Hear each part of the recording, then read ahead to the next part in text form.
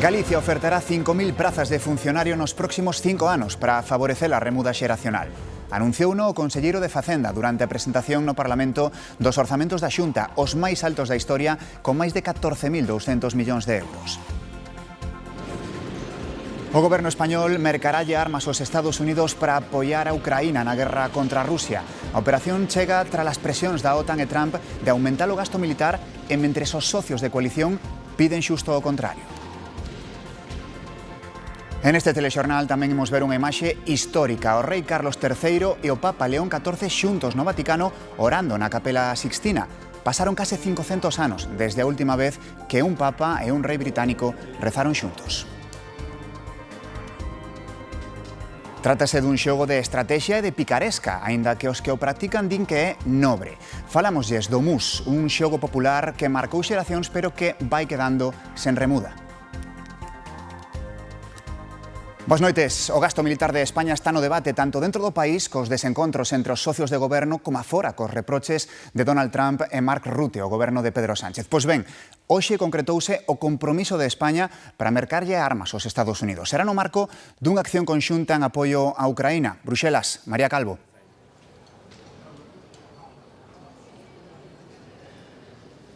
Sí, España participará na chamada lista de requisitos prioritarios de Ucraína proposta pola OTAN, que así mercarán de xeito conxunto, de xeito colectivo, armamento aos Estados Unidos, armas que enviarán a Kiev.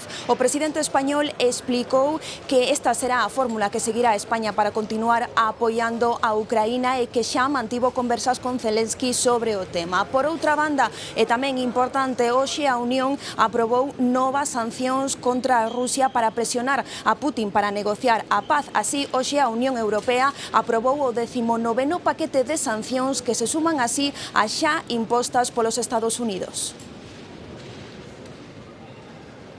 Seguimos en Bruxelas, María, porque por primeira vez na historia os 27 debaterán no Comité Europeo sobre a crise da vivenda que afecta a toda a Unión. España pide medidas urxentes para resolver o problema da vivenda.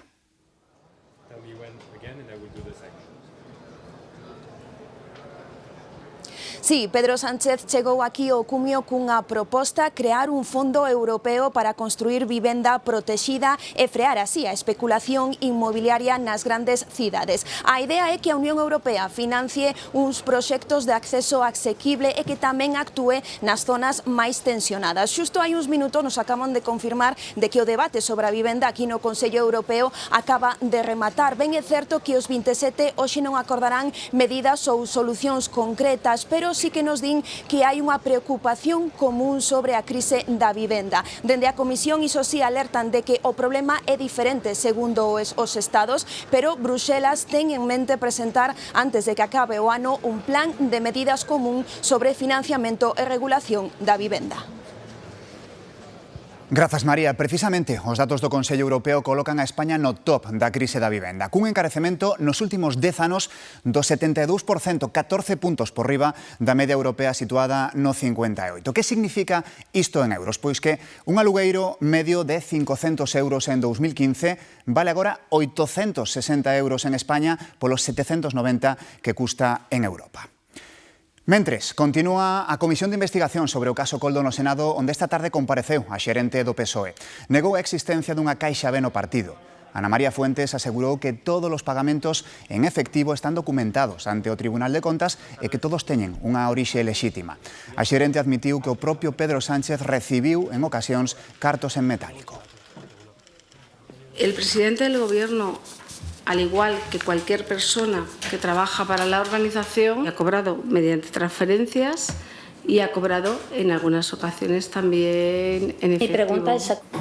No ha habido ningún pago en efectivo que no esté documentado. A maiores dos posibles casos de corrupción, outra fronte que ten aberta o goberno de Pedro Sánchez é a falta de confianza de Junts.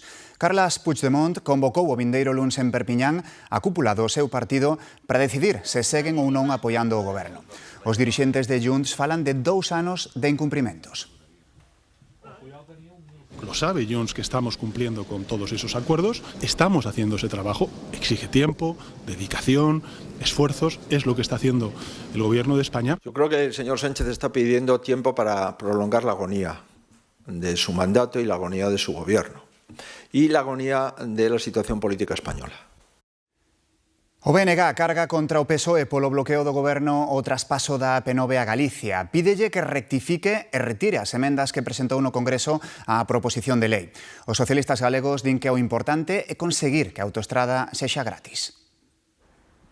O Goberno está disposto a cederlle á Xunta parte das competencias da xestión da AP9, pero descarta o traspaso da titularidade da autoestrada a Galicia, como reclamou por unanimidade o Parlamento galego. O PSOE, que en Galicia apoiou a iniciativa, presentou varias emendas no Congreso á proposición de lei que frean esa transferencia. Os socialistas galegos din que a prioridade é outra. É que haxa gratuidade sobre as peaxes. Ese é o camiño prioritario no que nós estamos orientando a nosa forma de facer política e, en concreto, se está a ver, ademais, porque as bonificacións medraron. O Bloque Nacionalista Galego emitiu este comunicado en que lle exixe ao PSOE que retire as enmendas e onde o cualifica de hipócrita por manter unha posición en Galicia e outra en Madrid. Desde a Xunta instan ao Goberno a que rectifique. É unha oportunidade que temos, inda que visto as enmendas, o que vamos a ter seguramente unha enorme decepción por parte do Goberno. A Xunta pide ao Goberno que trate Galicia como o resto das comunidades onde se están rescatando autoestradas. Preocupa a autoestrada e tamén a perda de voos nos aeroportos galegos. A Xunta e a AENA mantiveron esta mañá unha xuntanza para analizar a situación e para avanzar cara a un plan de coordinación conxunto. O presidente da Xunta, Alfonso Rueda, e o de AENA, Maurici Lucena, sentáronse para analizar a situación dos 3 aeroportos galegos. Lucena aposta por traballar conxuntamente para que as 3 terminais recuperen rutas e pasaxeiros. Dibujar un plan de actuación conjunto, con un fin muy claro, que es mejorar a medio y largo plazo la conectividad de Galicia, que es el objetivo compartido en este caso clarísimamente por la Xunta y por AENA. Rueda pide deixar de lado localismos e que todas as administracións camiñen unidas. Si somos capaces de facer un análisis técnica que dé lugar a propostas tamén técnicas e, por tanto, sólidas, nas que despois todos decidamos implicarnos, incluído a Xunta de Galicia, creo que será a base de unha solución. De nada sirve estar discutindo, intentando achacar responsabilidades, botarse culpas. Creo que todos temos a responsabilidade e a obriga de que esta situación mellore. O vindeiro día 5 de novembro volverán sentarse para decidir as medidas concretas que se van a adoptar. O Goberno galego ofertará 5.000 prazas de funcionario nos próximos anos para favorecer a remuda xeracional na administración pública. Anunciouno o conselleiro de Facenda na Cámara Galega durante a presentación dos orzamentos da Xunta para 2026, os máis altos da historia con máis de 14.000 millóns de euros. Seguimos a apostar pola modernización continua da función pública e por mellorar as condicións de traballo do personal empregado público para ter unha plantilla motivada e ben formada. Tras finalizar o proceso de estabilización que beneficiou a máis de 5.500 empregados públicos, seguiremos a cometer a remuda xeracional de 5.000 efectivos nos vindeiros 5 anos. No 2026 a Xunta destinará 670 millóns de euros a financiar os concellos galegos. O conselleiro de Presidencia, Xustiza e Deportes dixo durante a presentación dos orzamentos do seu departamento que estamos ante a maior achega ás administracións locais da historia de Galicia. É comprobable, por tanto, e constatable o incremento dos fondos que dedicamos a axudar aos concellos. Como lles decía, si no 2025 marcamos unha cifra récord dos fondos adicados aos concellos de 641 millóns de euros, en 2026 será un 4,5% máis, chegando aos 670 millóns de euros. O estaleiro vigués Cardama perdeu os contratos para construir 2 patrulleiras marítimas. O goberno do Uruguai decidiu cancelar o acordo que tiñan porque observou irregularidades no proceso. Fixo o anuncio o presidente do país, Yamandu Orsi, quen avanzou que van demandar a Cardama por indicios de fraude. A dirección do estaleiro galego está sorprendida e asegura que soubo da suspensión do contrato pola prensa. O que ten un novo encargo e de alta complexidade é o estaleiro Freire Shipyard. Construirá para a Noruega un buque acuícola de última xeración. A embarcación será deseñada para optimizar a recolección, procesamento e transporte de salmón desde granxas acuícolas, sen verteduras ao mar e cun consumo enerxético mínimo. Trátase dun novo nicho de mercado para o estaleiro vigués tras especializarse en buques de investigación oceanográfica. Os familiares das 21 vítimas do Villa de Pitanxo din que se senten máis fortes tras coñecer as conclusións da Comisión de Accidentes Marítimos. O informe apunta a varias neglixencias do capitán e da armadora como causas do naufraxio. A propietaria do buque cree que os argumentos son incorrectos e que se apoian en testemuños falsos. Cando naufragou, o Villa de Pitanxo ía sobrecargado, entre outras cousas, porque levaba tanques de combustible extra sen autorización. O capitán non ordenou deixar de pescar nin cando algúns tripulantes alertaron dunha escora excesiva. Había portas abertas que non debían estalo e a orde de abandono deuse tarde. Son algunhas das conclusións do informe da Comisión de Accidentes Marítimos que hoxe coñeceron os familiares das vítimas. La verdad tiene un camino solo. Este informe es más rotundo que el anterior informe de los peritos judiciales. Hoy estamos más fuertes que nunca. A maioría da tripulación carecía de instrucción sobre situacións de emerxencia, non tiveron tempo de chegar ás balsas ou de poñer os traxes de inmersión, que ademais nunca foran revisados. Independientemente de la negligencia del patrón, si por lo menos se hubiese dicho para evacuar antes, pues muchos de los familiares que faltan estarían con nosotros. Os familiares dos 21 falecidos ven agravadas as súas sospeitas. El informe de la CIAIN introduce hechos que no estaban al principio de la investigación y desde ese punto de vista amplía el espectro de las posibles responsabilidades. Pesquerías Nores, armadora do Villa de Pitanxo, cree que o informe chega a conclusións incorrectas, que moitos dos seus argumentos xa foran desestimados en sede judicial e que outros se basean en declaracións de testemuñas falsas. O texto incorporarase agora a instrución que se segue na Audiencia Nacional por homicidio imprudente. A empresa líder en acuicultura terrestre, Stolt Sea Farm, envasará en Rianxo todo o peixe que producen as 14 granxas que ten en Europa. As obras da fábrica acaban de arrancar e prevese que estea en funcionamento no 2028. Dará alrededor de 170 empregos directos. As máquinas xa están traballando no polígono industrial de Té en Rianxo para levantar a planta onde a multinacional norueguesa Stolt Sea Farm vai cortar e envasar as 14.000 toneladas de linguado e rodaballo que producen as granxas que ten en Islandia, Francia, Noruega e Galicia, onde suma 7. Este proxecto non é só unha nova planta, é un símbolo da nosa visión para o futuro. O noso propósito é asegurar que as xeracións futuras sigan a disfrutar de pescados excepcionales. Na colocación da primeira pedra, Alfonso Rueda reivindicou a aposta por este sector da Xunta que declarou esta planta proxecto industrial estratégico para axilizar os trámites de construción. Ya que esa consolidación e eses investimentos, esa atracción de investimento que supoñen empresas como esta para Galicia se siga consolidando e sigamos sendo unha referencia. Moita xente está competindo por este tipo de actividades. A empresa prevé que a fábrica está en funcionamento en algo máis de 2 anos.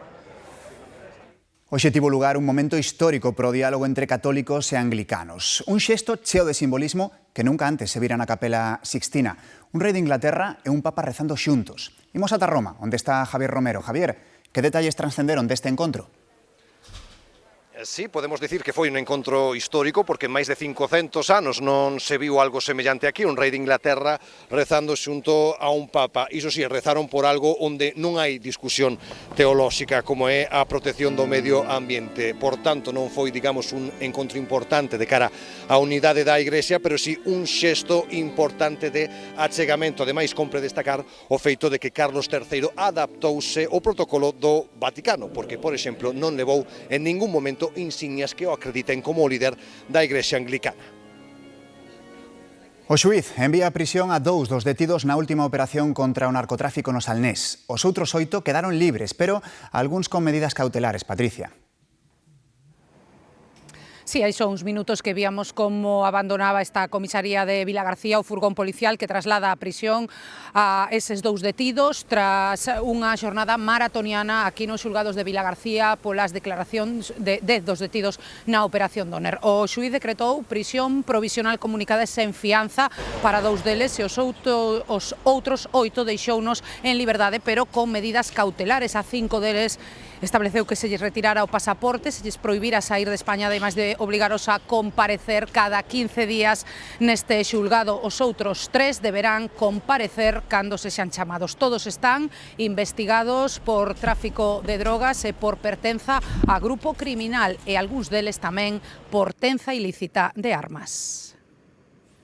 Grazas, Patricia. Un accidente con 11 vehículos obrigou a cortar o tráfico da Nacional 525 que une Santiago con Ourense ao seu paso por Bandeira. Ocorreu pouco antes das 3 da tarde ao chocar un camión que transportaba taboleiros cun coche en que viaxaban 3 persoas.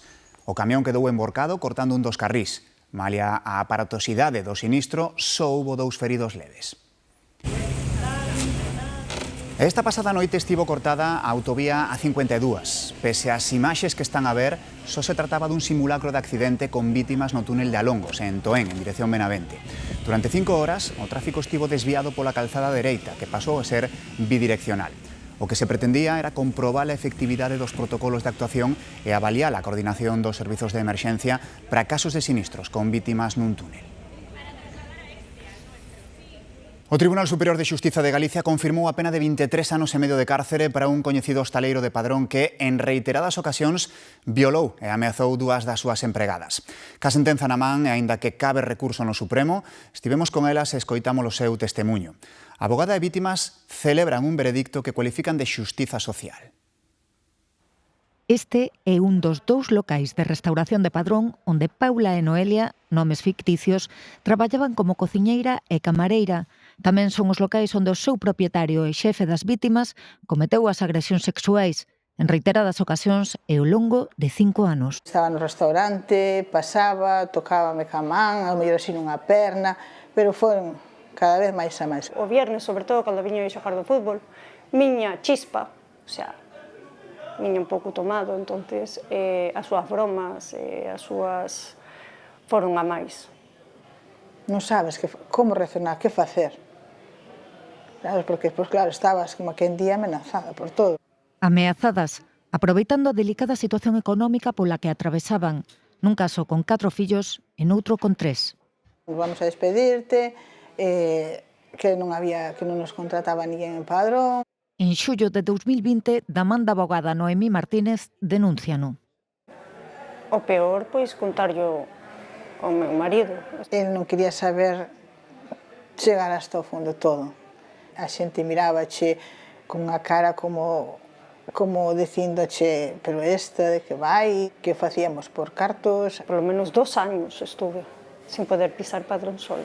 Saleu a sentencia e puxeme mal, o sea, empecé a chorar. A cousa polo corpo que eu non o quería. Faise de algún xeito xustiza social. Por dar a cara e atreverse. Hoxe as dúas volven traballar en hostalería. O condenado anunciou recurso de casación no Supremo. Uns pais de Gondomar están acusados de sacaren da escola o seu fillo de 9 anos para educalo eles mesmos na casa cun programa propio que incluía clases de mindfulness ou de surf.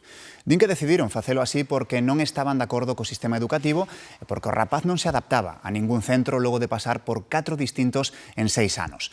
A Fiscalía fala de absentismo escolar e pide 1.800 euros de sanción para cada un dos proxenitores, acusándoos dun delito de abandono de familia. Novas imaxes do histórico roubo do Louvre. No vídeo que trascendeu a través das redes sociais, pódese ver como os ladróns utilizan a montacargas para descender desde o museo e emprender a fuxida cas xoias. 4 días despois do roubo, nada se sabe do seu paradoiro. Un simple cartel abre un gran debate na Universidade de Granada. Deben acompañar as nais e os pais os alumnos nos trámites se xa son adultos? O dilema trasládase a moitas outras xestións, dende acudir ao médico a tratar cun banco. É axuda ou sobreprotección? Pais non grazas. O vicedecano de Granada só trata cos estudantes. Na Universidade de Vigo non atopamos cartéis semellantes, pero a norma está clara. Son maiores de edad, incluso un chaval nos podría denunciar porque hemos atendido o dado algún dato de ellos. Entonces, no está escrito, pero no les atendemos. Na universidade a maioría dos trámites poden facerse en liña. Piden axuda aos mozos? Me ayudan si no soy capaz. En plan, yo intento hacerlo solo, pero si no soy capaz, pido ayuda. Ao final, sempre nalgúnha cousa, para pedir unha beca ou así, necesito axuda a miña nai. Normalmente son cosas que fago eu, pero se necesito ou preciso algunha axuda, os primeiros en falar son os meus pais. E ao saír de clase, están preparados os mozos para cruzar a maioría de idade? O piso non lo buscou un amigo e despois a tarxeta de bus e todo eso sí que o facemos nós. Por exemplo, para votar, algo que é moi sencillo, pois preguntas a teu pai, oye, como funciona isto? Son cousas que non hubo que facer nunca e nadie explica tampouco, entonces hai que preguntar. Pois a última pregunta é se serán os maiores os que sobreprotexen a rapazada. Que contesten elas, que xa son adultas. Un pouco, quizáis sí, porque, por exemplo, meus pais están moi pendientes sempre de min, que estea ben, que chegue ben a casa, que todo me vaya ben en xeral. Sí, la verdad es que un poco sí. O sea, cada vez menos, a medida que avanzas, pero en las nuevas generaciones cada vez se nota más. Din del que é un xogo de estrategia que require grandes doses de picardía. Xogar ao mus goza de afección en Galicia que lamenta a falta de remuda xeracional. Xogar ao mus require certas habilidades. Sabe o ben quen leva anos e mesmo décadas disputando partidas. Hombre, la psicología es una cosa principal. Tienes que fijarte en la cara que ponen los demás y cómo juegan. Paciencia e tranquilidade moita, porque se non veñen as cartas non se pode ganar, pero hai que ter paciencia. O que ten o mus é que é moi divertido, porque hai que ter picardía, hai que ter moita sorte. E non se le ven a engano co que están a ver. As mulleres tamén xogan ao mus. De hecho, la mujer pues, se está incorporando con mucha seguridad. De feito, moitas delas estarán entre as máis de 170 parellas que disputarán o Campeonato Galego de Mus a partir deste venres na cidade da Coruña. O que se queixan aquí é da falta de remuda xeracional. Porque as maiorías somos a xente xubilada, é unha pena, porque é un deporte ou unha afición, ou un entretenimiento moi divertido. A xente universitaria, non? Que é onde se suele xogar moito mus. Entonces, pois que todos aqueles que esteñen interesados ou teñan unha inquietude polo mus ou lles poida gustar, pois que poden pasarse por calqueira dos centros ou locales onde xogamos. Un deles é este bar do barrio coruñés da Sagrada Familia, onde se organizan partidas a diario e unha liga cada venres. Un equipo da Galega compartiu hoxe unha xornada co equipo da Policía Nacional que vela porque o partido da Europa League que o Celta está xogando a arestora contra o Niza en Balaídos se desenvolva con normalidade. O partido presenta certo risco porque as afeccións ultras de ambos equipos son ideolóxicamente opostas, Xoel. Sí, por iso, Pablo, de feito se movilizaron hoxe aquí varios axentes de distintas unidades, por exemplo, uns 150 membros da unidade de intervención policial da Policía Nacional. Entre as tarefas dese dispositivo de seguridade estivo, por exemplo, trasladar ou escoltar aos seareiros do equipo Niza, aos seareiros ultra alrededor dunhas 300 persoas ata este estadio de Balaídos. Pero ese dispositivo vai máis alá e inclúe vigilancia, por exemplo, en puntos estratégicos da cidade como o Casco Vello, onde durante as próximas horas se poderían concentrar importantes números de seguidores de ambos equipos. Hoxe estivemos con eses axentes dos corpos e forzas de seguridade vendo eses preparativos para unha cita do fútbol europeo que xa comezou, por certo, cun gol de Iago Aspas nos primeiros minutos. Compartimos briefing co equipo da Unidade de Intervención 8ª da Policía Nacional en Galicia. Para evitar disturbios, a prevención é esencial. Un buen dispositivo de prevención con un buen contingente de personas, tener la máxima información posible sobre la afición visitante, la afición local, la previsión de conflictividad. Neste caso, a distancia ideolóxica entre ambos os equipos é o que pode xerar conflitos. Un equipo que viene de Francia, que tiene una ideología, los ultras de extrema derecha, que confronta un poco con los ultras del Celta de Vigo, aquí de la afición local. Entonces, ya partiendo de esa base, ya más que por el numérico de aficionados de fuera que vengan, es por eso por lo que hay más peligrosidad.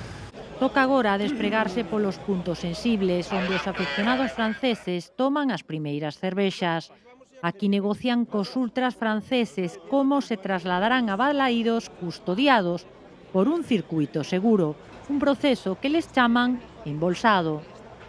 No, pues agora, como xa viches antes, cando viñamos acompañando a afición visitante, veñen moi tranquilos, veñen un número considerable, pero hasta ahora non houbo ningún tipo de enfrontamento entre as distintas aficións, que é, digamos, o máis perigoso que nos podía acontecer. Visitamos os hotéis de referencia onde están os ultras e os equipos, onde todo transcorre con normalidade. Os que infrinxen a lei arríscanse a multas de entre 3.000 e 5.000 euros. Algúns xa con varias cervezas chegan a Balaídos escoltados no momento de maior tensión. O traballo remata para nós, pero a UIP continuará ata a fin do partido e a fin de festa. A familia real xa está en Oviedo para asistir á entrega dos Premios Princesa de Asturias. Esta mesma tarde comezaron os actos oficiais cun concerto ofrecido pola Orquesta da Fundación e a Oviedo Filarmonía.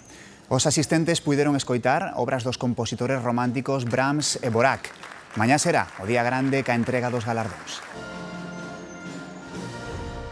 E precisamente unha das premiadas protagonizou alí a imaxe do día, a tenista norteamericana Serena Williams, que recibirá o galardón na categoría de deportes e que botou este baile ao ritmo das gaitas. Mañá, a Televisión de Galicia e a Radio Galega estarán presentes na cerimonia un equipo de enviados especiais.